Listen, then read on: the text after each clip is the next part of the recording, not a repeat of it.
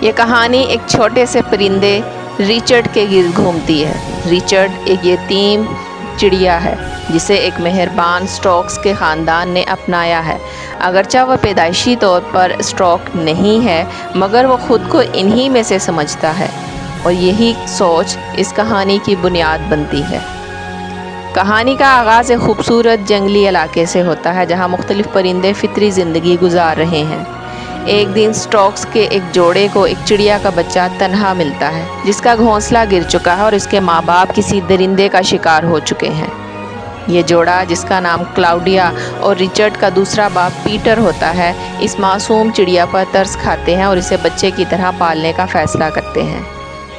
ابتدائی زندگی میں ریچرڈ اسٹارکس کے ساتھ پلتا ہے اور ان جیسی حرکات کرتا ہے، ان جیسی آوازیں نکالنے کی کوشش کرتا ہے اور ان جیسی ہی پرواز کرنے کی پریکٹس کرتا ہے۔ اگرچہ اس کے جسم کا سائز اور پروں کی ساخت مختلف ہوتی ہے، لیکن ریچرڈ کو یقین ہوتا ہے کہ وہ بھی ایک اسٹارک ہی ہے۔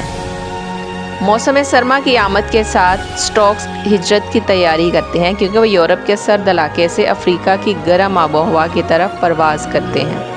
ریچرڈ بھی خوش ہوتا ہے کہ وہ بھی اپنے خاندان کے ساتھ لمبا سفر کرے گا، لیکن پیٹر اور کلاؤڈیا کو خدشہ ہوتا ہے کہ ریچرڈ اس خطرناک اور تھکا دینے والے سفر میں زندہ نہیں رہ سکے گا۔ لہٰذا وہ فیصلہ کرتے ہیں کہ اسے پیچھے چھوڑ دیا جائے بغیر یہ کہے کہ وہ حقیقتاً اسٹارک نہیں ہے۔ ایک دن ریچرڈ جاگتا ہے اور دیکھتا ہے کہ اس کا خاندان چپکے سے روانہ ہو چکا ہے اور اس کی دنیا اجڑ جاتی ہے۔ وہ حیرت، غم اور غصے سے بھر جاتا ہے۔ تب اسے سچائی کا پتہ چلتا ہے کہ وہ پیدائشی اسٹارک نہیں بلکہ ایک چڑیا ہے، مگر وہ ہار نہیں مانتا۔ ریچرڈ فیصلہ کرتا ہے کہ وہ اپنے خاندان کے پیچھے اکیلا افریقہ جائے گا۔ وہ یہ سفر نہ صرف اس لیے طے کرنا چاہتا ہے کہ وہ اپنے والدین سے ملے، بلکہ وہ خود کو ثابت کرنا چاہتا ہے کہ وہ بھی کچھ کر سکتا ہے۔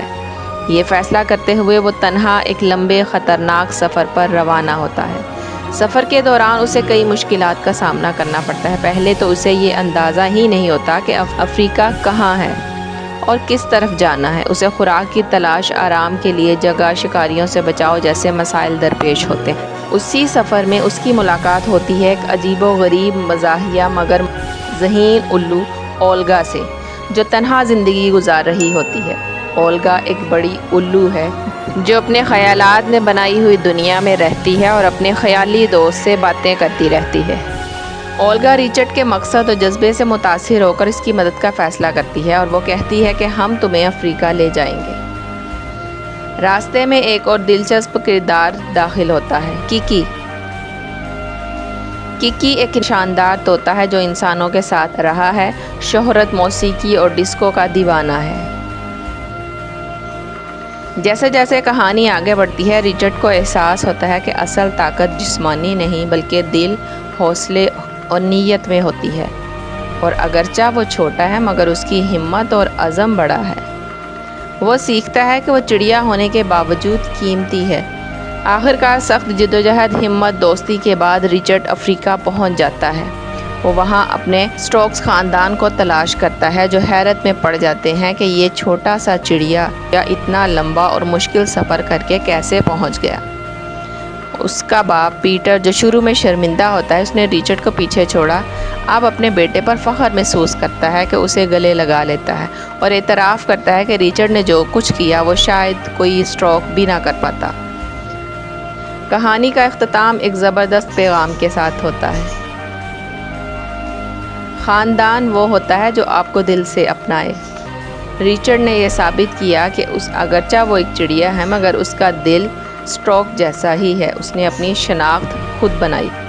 یہ صرف پرندوں کی کہانی نہیں بلکہ ہر اس شخص کی داستان ہے جو خود کو مختلف محسوس کرتا ہے، جو خود کو ثابت کرنا چاہتا ہے اور جو اپنے خوابوں کے پیچھے دوڑنے کی ہمت رکھتا ہے۔